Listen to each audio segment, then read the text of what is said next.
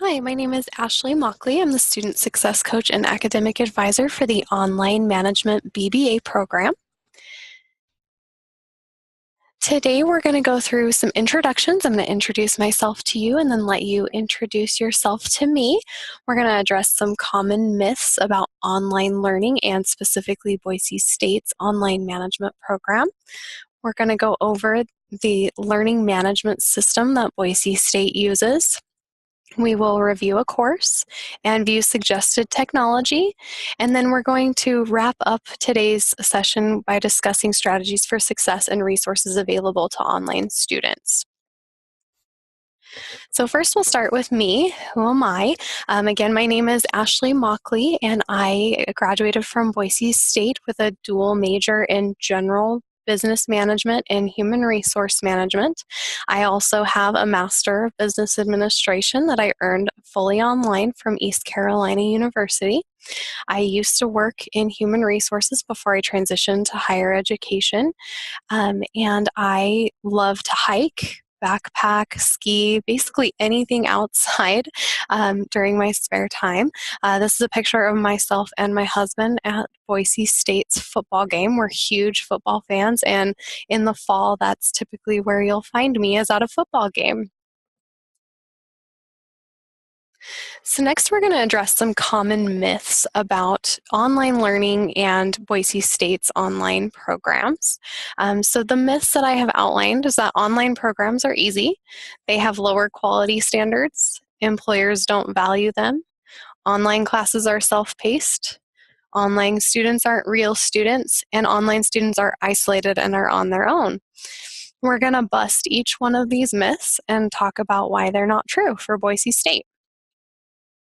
So it is a fact that online programs are not easier here at Boise State. So they are just as difficult as our face-to-face programs. And for some students, they actually are a little bit more difficult because they require significant time management, technical skills, so you have to be able to use a computer, and you have to be really organized to be successful. So online courses are easier to fit around a busy schedule, but the time commitment required is the same. So it's not something that you're just going to be able to sign up for and forget about. It's something that you actually have to participate in and continuously check in.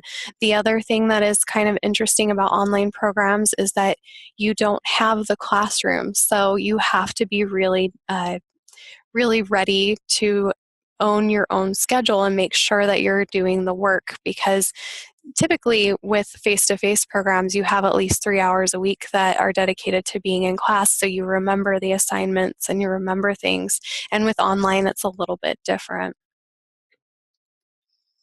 Another fact is that our online programs have very strict quality standards. So our programs are not they are just as rigorous and just as good as face-to-face programs.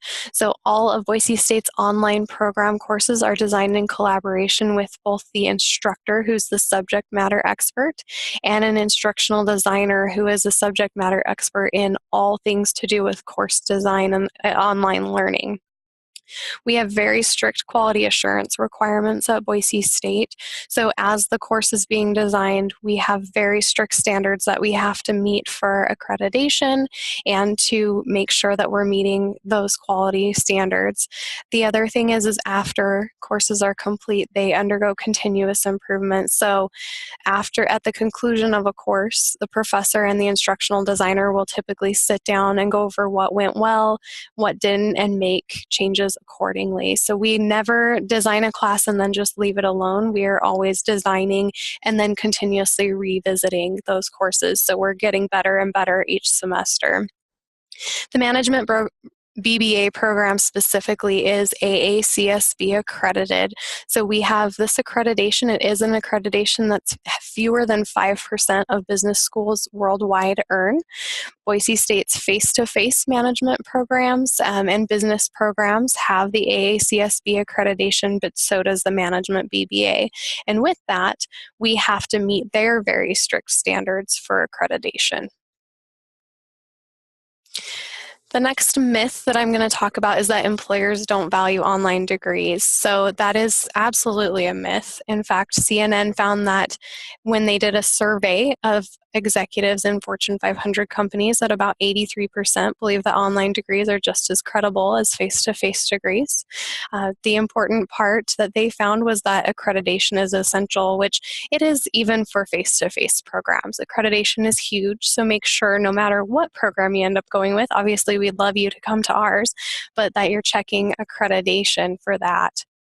The nice part about online education that a lot of people don't think about is that online education does allow employees to continue to work while going to school. So while you're doing that, you're not only increasing your educational knowledge, but you're continuing to grow professionally because you're not typically having to take time off from work.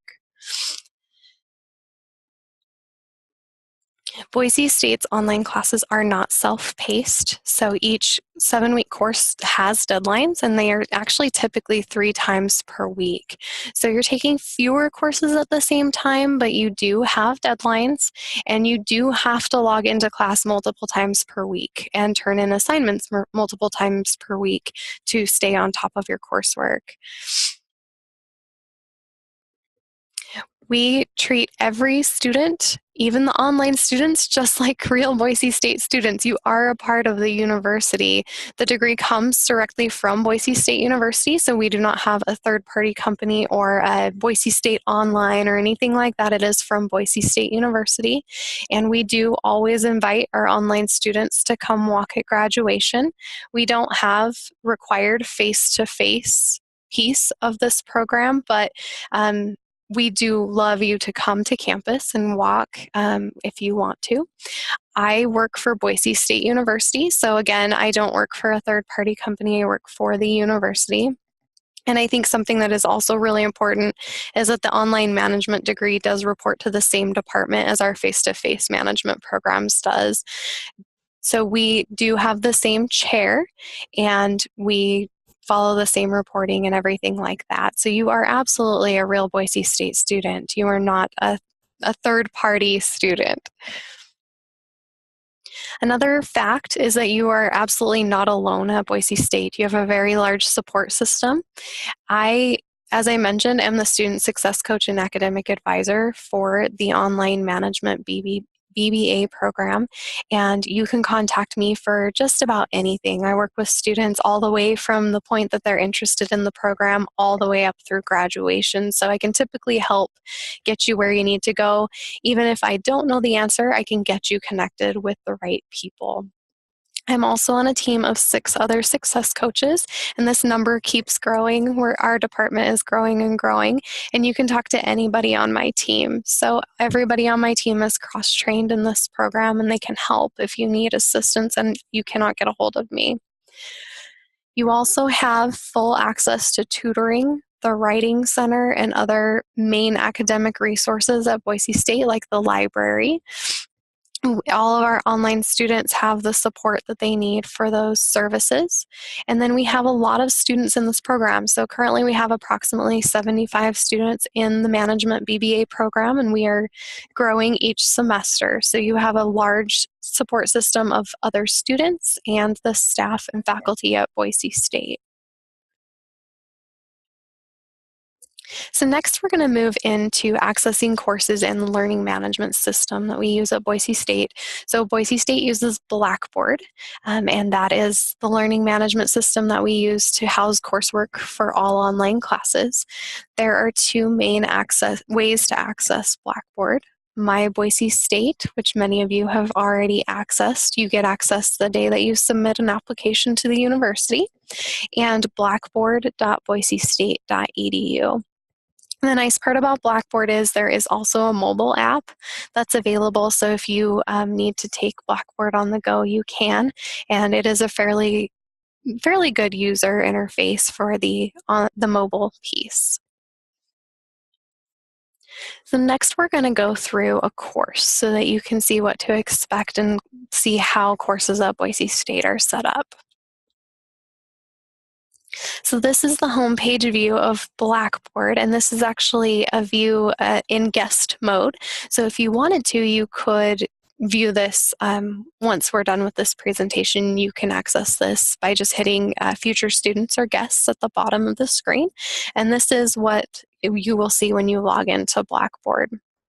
The only exception is under My Courses, there will be the courses that you're enrolled in, and I will show you that next.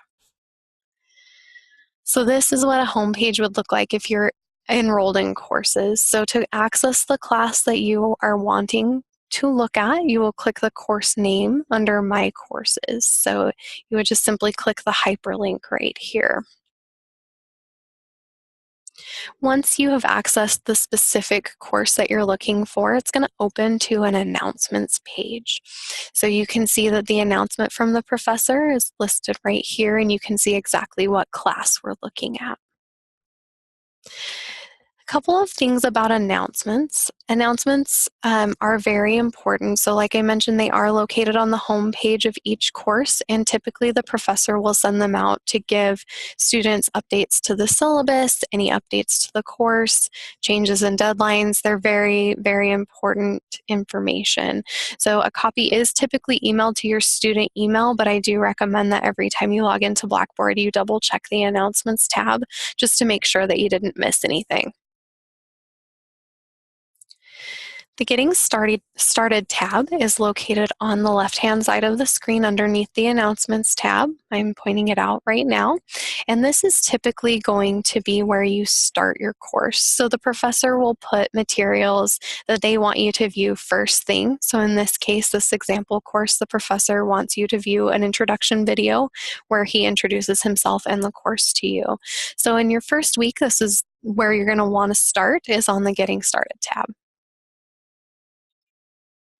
To view a course syllabus and the schedule, you'll click on the Syllabus and Schedule button, which is located right here on the left-hand side of the screen underneath the Getting Started button. So to download the course syllabus, you just simply click the hyperlink and it'll download, and you can view the syllabus and the schedule. So the syllabus outlines everything to do with the course, all expectations, and it also outlines ways to contact the professor if you need to. And the schedule is always located at the back of the syllabus. Faculty information is listed underneath the syllabus and schedule tab on Blackboard. So like I mentioned, you can get faculty information from the syllabus, but faculty will also typically post their information here. So as you can see, this is a demo course, so the professor obviously hasn't listed anything, but if this was a real professor, they would put their first and last name and their contact information here. The Weeks tab is underneath faculty information, again on the left-hand side of Blackboard screen, and by clicking on this, it breaks your course up into specific weeks. So typically, it'll list the start and end date, so that tells you everything in that folder you are expected to start working on when the start date starts, and you're expected to have completed everything by the time the end date is there. Now, one thing that is a little bit confusing for students is just because it says start and end date does not mean all of your assignments are due on that end date. So you will actually want to click on the title of the week and look and double check those due dates, because typically, like I mentioned, there will be 3 deadlines per week. So you'll typically have something due 3 times throughout that week. So make sure you're watching that and checking it.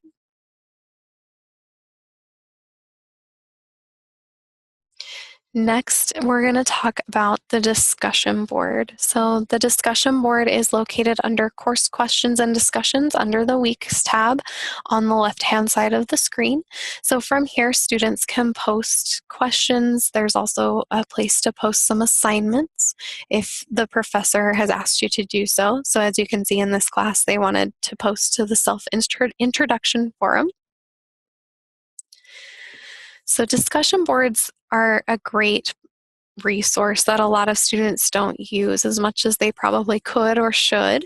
So that general course discussion board allows students to ask questions. So a lot of professors encourage you to post any general course questions that you have. Obviously not anything personal. So if you've had a death in the family or something's going on, you will want to email the professor directly. But if you have a question about an assignment, definitely post it to the discussion board. And the reason why is this allows you to collaborate with other students in the class, and it allows for students to help each other answer questions in a little bit more timely manner. Sometimes the professor gets a lot of requests, and so it's easier to answer that way. The professor will also check the discussion board, so sometimes the professor will respond to the discussion board there. They do like it because sometimes you may not be the only one with the question, you just might be the only one that's brave enough to ask. So we always recommend that those general course questions go in the discussion board. And like I mentioned, discussion board posts may also be assigned as homework, so you may see that you have to post to the discussion board for homework as well. The grades tab is located under the course questions and discussions board, and this is where you can view all of your grades for all of your assignments.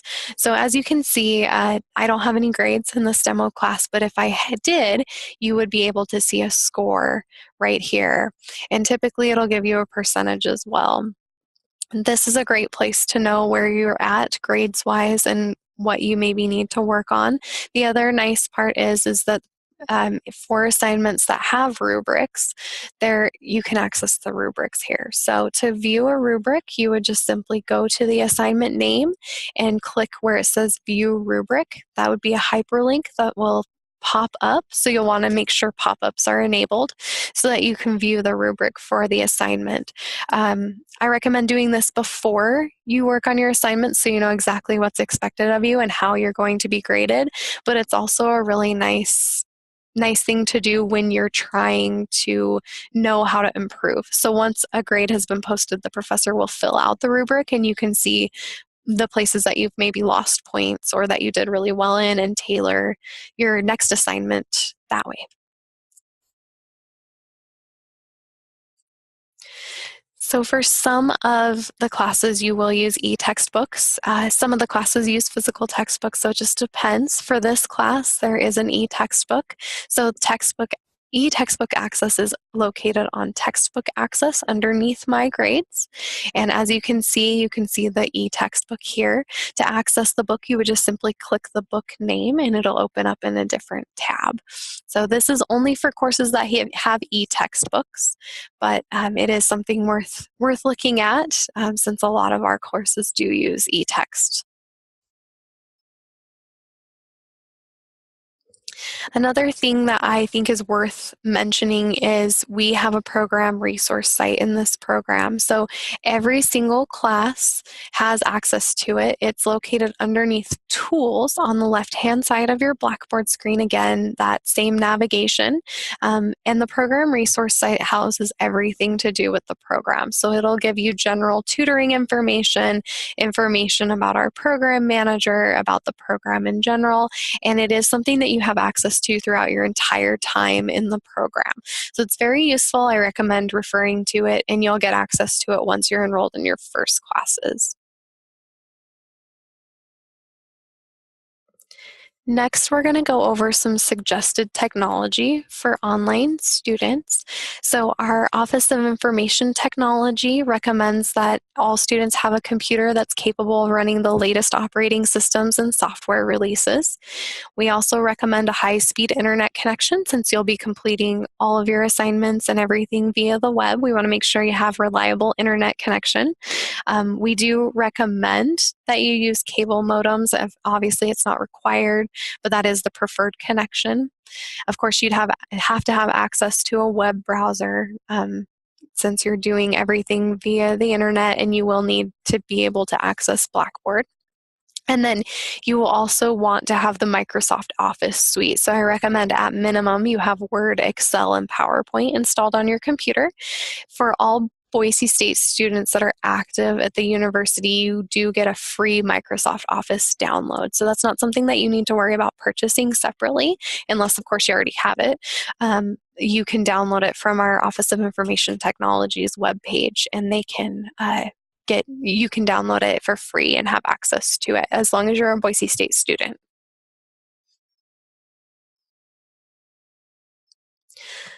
So next, we're going to talk a little bit about how to avoid roadblocks with online learning. So like I mentioned, a lot of online learning is done independently, and so it takes a little bit of a different mindset to be able to be successful. So what I always say to students is be realistic with yourself. If you're working 40 hours a week, is it really realistic to be doing 40 hours of schoolwork as well? For some students, that answer is yes, but for some, it's not. So make sure, even though you want to get complete with the degree and you want to graduate, make sure you're being realistic with your actual time. If you have a family or you have other obligations, make sure that you're taking that into account when you're preparing to choose your schedule for school. I also always like to remind people that you need to be kind to yourself. So sometimes things happen. Sometimes you'll have technology fail. Sometimes you'll have a bad day. And it's really easy to beat yourself up. Again, because you're not in a physical classroom and you're not talking to anybody on a daily basis, sometimes it's easy to beat yourself up over maybe a bad grade or missing something. And you need to remember to be kind to yourself. A lot of you are coming back to school after being out for quite a while as well. And you need to remember that you're just doing your best. So be nice to yourself. And then I always recommend that students be prepared. So again, kind of going back to that being realistic piece, be prepared to work for your classes and make sure that you have time mapped out in your schedule to work on assignments. So one hint that I like to give people is if you're trying to determine whether you want a part or a full-time schedule, print out a calendar of your typical week and map out exactly when you're going to do homework. If you have 20 hours per week of extra time, then you need to be a part-time student. If you have 40 hours of a week and you can map that out and manage it, then you could be a full-time student if you wanted to. I think the biggest thing to remember is that you need to make sure that you're planning ahead and that you're able to work on the assignments, because sometimes it's really easy to say, oh yes, I'll be a full-time student, no problem. And then you find out that maybe you only have 20 hours per week. So where are you going to make up that time differential? So it's always nice to be prepared ahead of time before you're in classes and that panic moment strikes. So a few strategies for success for you when you're first coming back to school and actually going through this entire program. I always recommend that you review the entire course and the syllabus the Friday before class starts. So every professor in this program, typically, they have been instructed and asked to open their Blackboard sites the Friday before class starts. So typically it's by Friday at 5 p.m. So just so you know the time frame there.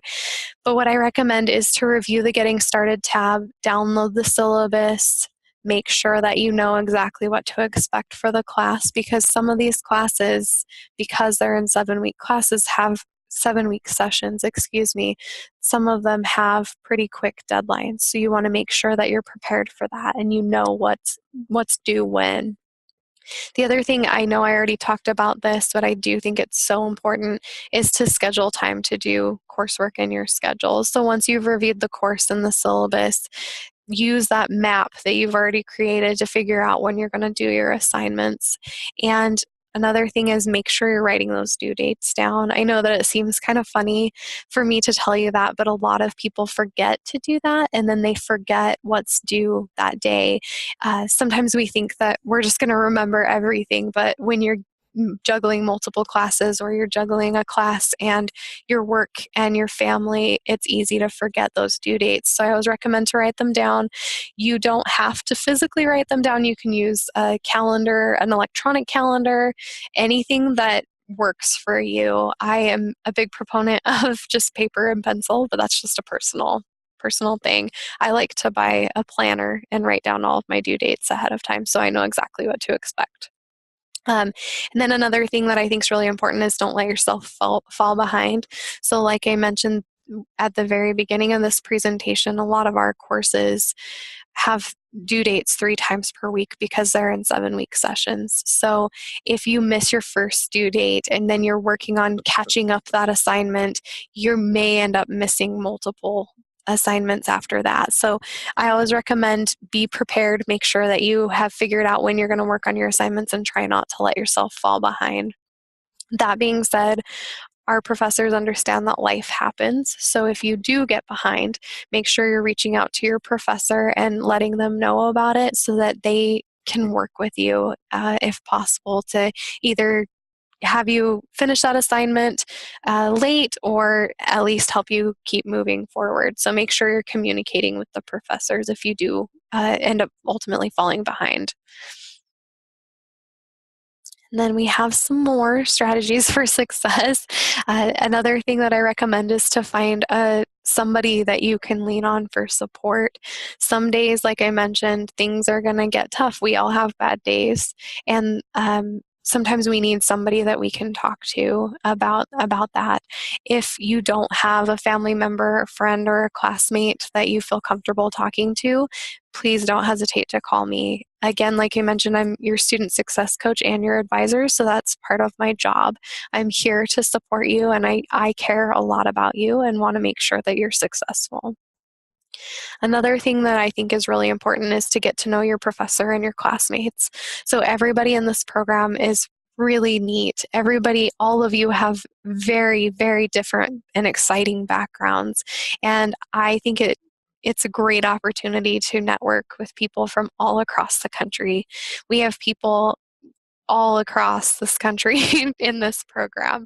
So, and from all different industries. You're not all from the same industry. So, get to know them and network with them and work with them. You never know what's going to come out of it. And even if it's just so that you can support each other through class, that's great too. And then getting to know your professor is also key. If you want to go to grad school, you might need a letter of recommendation.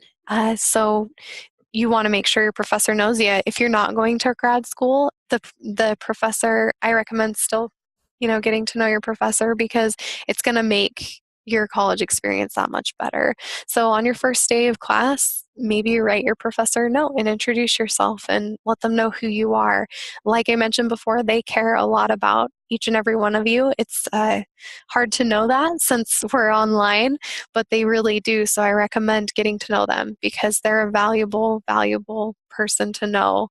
And it's always good to connect with others. Another thing that I think is really important is to make sure that you're communicating early and often.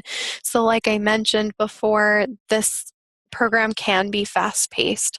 So if you're having issues, you're stressed out, you're not understanding something, reach out to me, reach out to your professor, post on the discussion board, whatever you think you need to do, but make sure that you're doing it as soon as you've identified the issue.